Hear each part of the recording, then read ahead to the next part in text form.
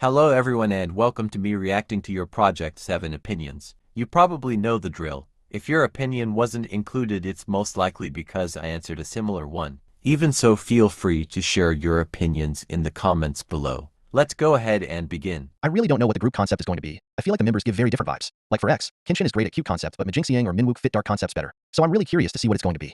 I agree, the group name makes me think they'd go for a softer concept at first. I specifically thought of a concept such as TXT's Blue Hour or ZB1 in Bloom. With that being said, I also had the same expectation with IZNA. Their name was pretty, and with songs such as I Will Ya, I thought they'd go for a more romantic concept. I wouldn't be surprised if they choose to go for a typical boy group sound once debut rolls out, but seeing as they covered Time After Time recently gives me an impression they'll stay with a soft concept. Sungmin has improved significantly since his first performance 2 months ago. Is he incredible? No. Does he look far more comfortable on stage, sound far more stable, and dance significantly better? Yes, and that just proves that with more practice this guy could develop even further. I'm actually excited to see how he grows, as although he wasn't in my ideal lineup, I'm sure he will bring tons of surprises when CY debuts. We'll soon see, but people see Sungmin's improvement both negatively and positively. In my opinion, I think it's both. He has improved like crazy. It's genuinely impressive how he's grown since did Hype Boy stage. With that being said, I think it's fair to critique how it's unfair. There are many trainees who are more than ready to debut and have always been. But here's the thing. I feel like Sungmin's debut and his improvement would have been much more well received had he had a better story. His placement in the S tier after the intro stage was the worst possible decision they could have made. They could have given him a progress story, grade him rightfully, but put large focus on his improvement as the season goes on. I don't know. While I understand they wanted to keep it as real as possible, some choices made by JTBC made no sense. We got some really beautiful songs, but they were wasted on a survival show. Like if Antidote and Time After Time were real people, I'd marry both of them, no joke. Agree. I'd even argue that most of the original songs in this series were amazing. I know most people are sick of the softer sound in 5th gen, but God, I need Time After Time to be copied for their debut. I was already betrayed when we didn't get an I Will Ya, so please, even if it's just one comeback, let there be a Time Before Time. Not an unpopular one, but the final lineup is full of dozens, and without a strong vocalist they're kinda doomed. They're going to be fine. Like genuinely they'll be fine. Their vocals aren't stellar, but most can at least hold a note. And not to be shady, but let's be real, most boy groups don't have stellar vocals anymore. They'll probably receive easier songs.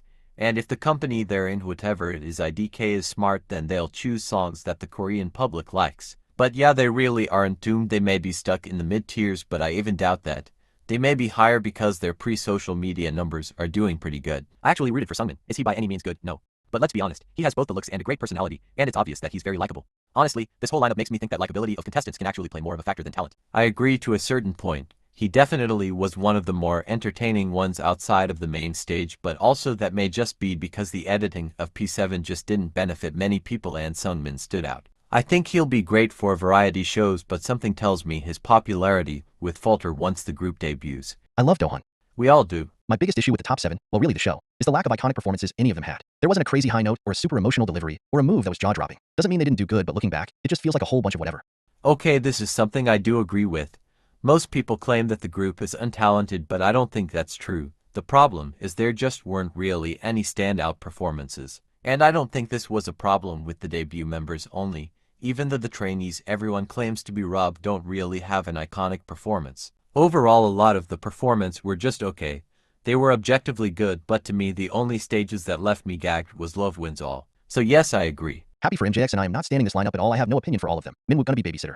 Magic Sighing was my #1 pick, but I always make a promise to not force myself to stand any survival show groups until they debut. I personally think this method is better than not standing because of lineup, because it actually takes in mind their music rather than my fav not making it in. Close your eyes, sigh. Such an ugly name. I actually think it's a cute name, but only in thought. However, it's gonna get really confusing for promotion and in spoken word. I don't think the group will be able to generate hype if they even get to debut. Firstly, the last groups from JTBC survival shows haven't been able to, and I don't see that changing with this new group. Maybe the ridiculous group name can get them an Inital push, but that joke is going to wear out quick. Secondly, I don't think they have a great lineup. Don't get me wrong, I like all of them, but they don't have the necessary skill set, neither with at least one really great vocalist, nor with great performers in terms of stage presence. I'm going to wait for their debut and hope for them to succeed, but I seriously doubt it. I don't fully agree. I think they'll do fine. In fact, I think they'll be decently successful. But let's be honest, the current 5th gen criteria for what's deemed as successful is so crazy, whether it's inflated or real, that they could sell better than most rookies did, but people would still call them flops. Their social media is doing fine. The members are decently liked, especially in Korea, Project 7 as a whole did well, especially its premiere. It's going to be okay. I see them on the levels of success. In fact, I think a bit more in terms of popularity.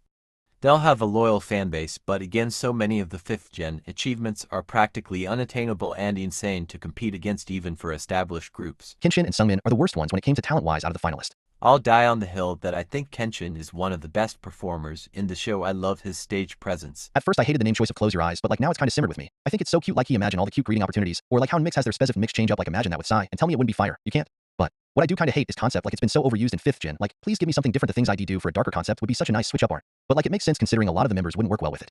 Okay, I was actually looking for this confession because it gave me a new idea for the concept. For some reason I never thought of the fact that nightmares also constitute as dreams. And dreamcore, while usually soft, doesn't have to be. I still think they'll go for a soft concept since they've been choosing time after time to cover during award shows, but there's definitely an option to do darker concepts. The show did not meet my expectations. So many episodes were boring and many talented trainees were robbed. I agree, and I talked about this in my final ranking video, but I think they'll shoelace done an editing style similar to JTBC 2020 or variety shows. They tried going for no plot editing, but it didn't work cause at the end of the show they gave up and have like 10 minute segments to some trainees. And I think it kinda worked. For the most part the editing was pretty fairly spread out. Again, it wasn't until the last episodes where the editing got meh, but the episodes were also just boring. If they didn't want to do typical evil editing, they could have had fun, over-the-top editing. Make the atmosphere bright, make it fun, make it engaging. Sungmin is the ace of the show, and it's criminal that that's not being recognized by anyone. Just look at his audition for the show, it was so good. He can sing, dance, and has visual. He's the more talented version of Sungho, and should have debuted instead of him. You see, I agree, but why was the last part added? Genuinely, what do guys think being like this does for your faves?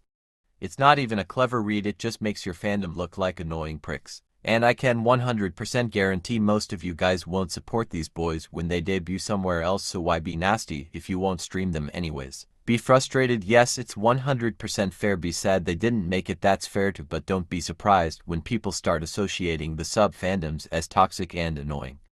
It happened with Urena, it happened with Fuko, it happened with Jay and Fanbin. Most of you guys don't even stand these trainees and only make it hell for the fandom's reputation. Honestly, there was no point in having 200, or even 100 contestants on the show. Like the first few episodes felt like a huge waste of time with so many contestants I could not keep up with. The first elimination also felt so useless since 70 people passing did not help anyone. This is my opinion, and I'm just trying to say that half the show was a waste of time.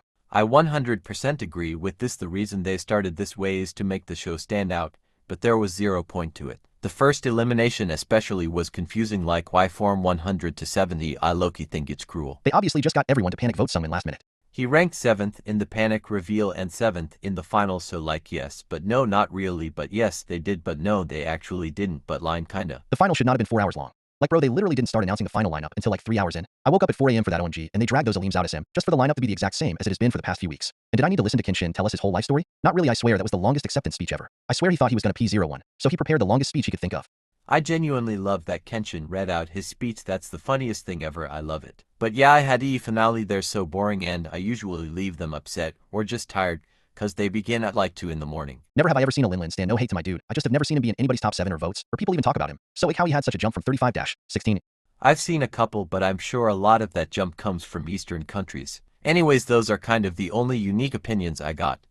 And with that, my Project 7 series comes to a close. I have to mentally prepare for Boys Planet 2, which comes soon, so I low-key will be taking a short, maybe 2-week break. I hope you enjoyed. Feel free to share your own opinions in the comments.